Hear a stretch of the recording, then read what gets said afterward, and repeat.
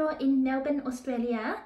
I start making YouTube video and post it weekly so I can record my life journey as well as share my experience with more people. So subscribe if you would like to connect with me. Thank you. So today I'm gonna talk about the International English Language Testing System, also short for IELTS. It's a very popular English language test that's used to gain for selection to get entry into universities in Australia and also for the migration purpose. So the test is out of 9. Band 8 means you are very good users, so quite very fluent with only a bit of inaccuracies. And Band 9 means you have perfect English.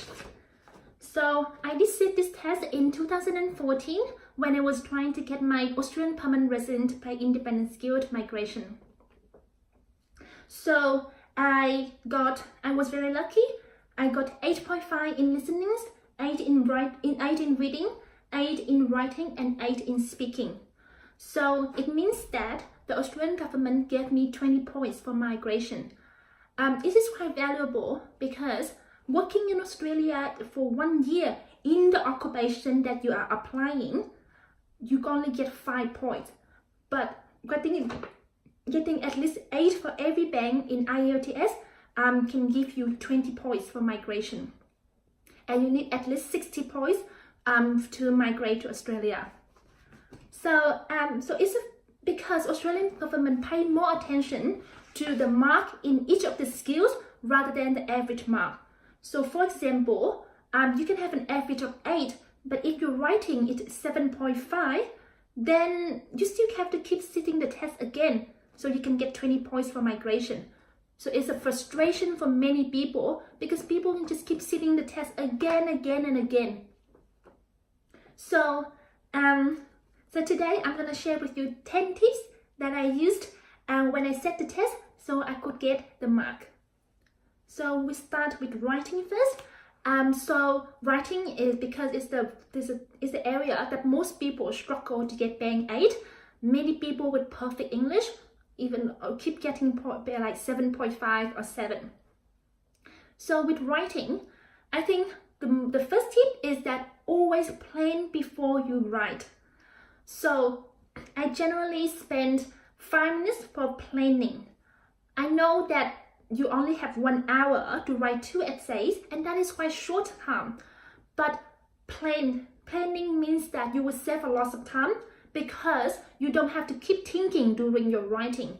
Again, and also your essay will be very, very clear and easy to follow. And that is very important for IELTS.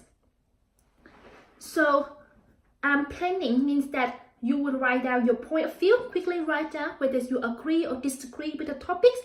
Write down a few topic sentences, so the main view that support your point of views, and also write out a few examples that support your point of view. And then now go to the second tips. So the second tip that I have for you is that always have a structure for your essays. So it means that you always need an introduction, a body, and a conclusion.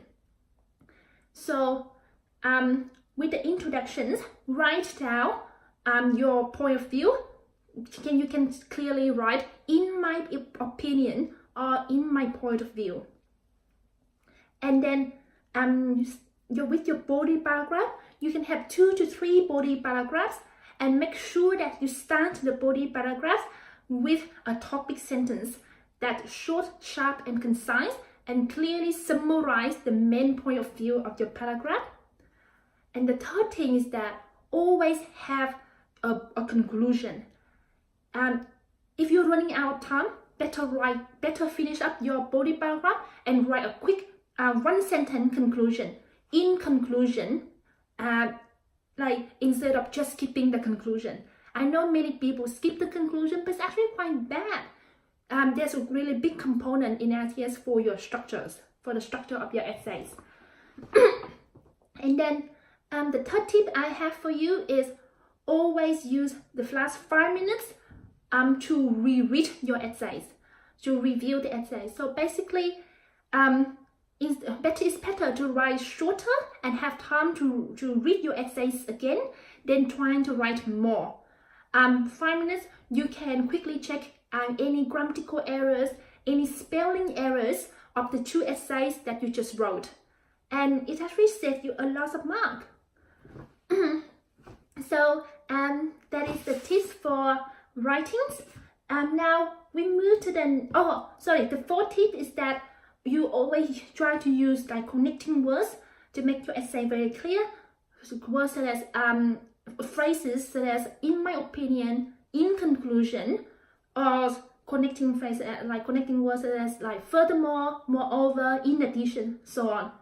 So basically, in my field, writing in IELTS, you need to focus a lot on to make your essay very clear. Like if an English speaking person read your essay, they can get your views and everything in the first reading.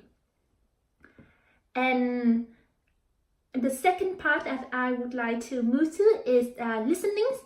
So the fifth advice for this video, now to go to listening, is that you need to write in capitals. So write in capitals means that first, your writing will be very, very clear. You always have to pay attention as how clear your writing is, because if people can't read your handwriting, they can't mark you.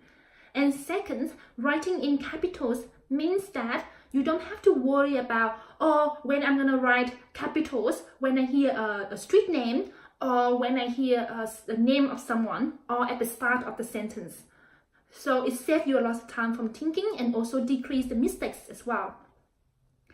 And the 6th tip in this video is that when you use the checking time of the previous part, so in Australia, in IELTS, they often give you a bit of time to check the previous part before the tab moves to the next listening task.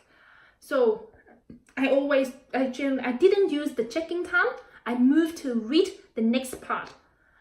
So I have more time to carefully read the next part.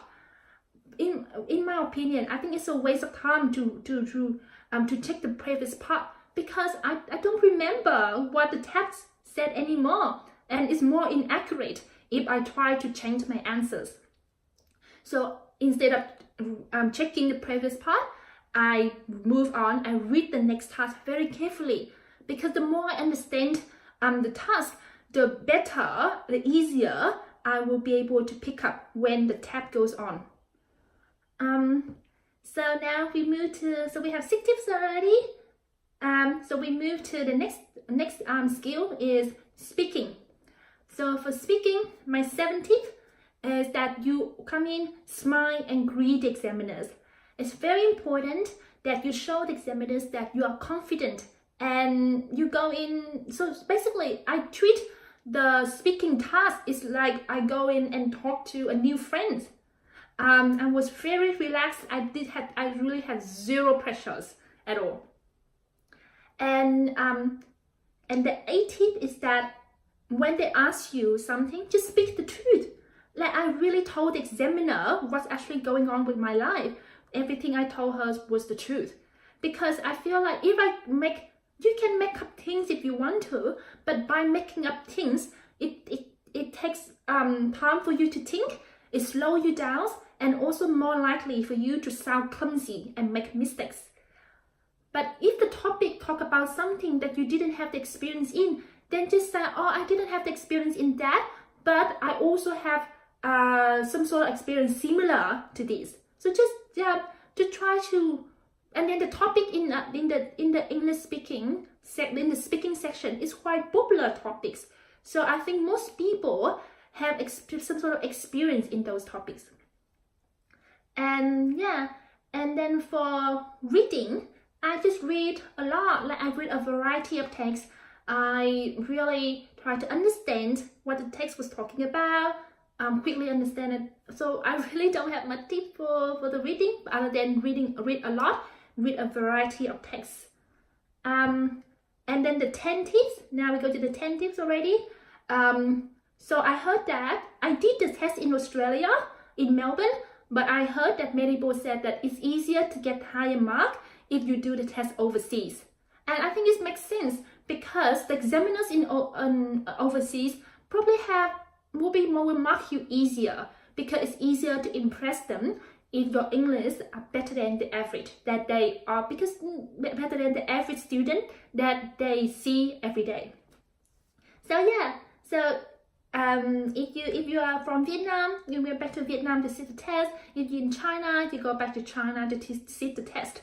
I didn't. I sat the test in Australia, but many of my friends did agree with this view that it's easier to sit the test overseas than sitting the test in an English-speaking country. Okay, so that's all the tips for today, and thank you so much for listening, and good luck with the test.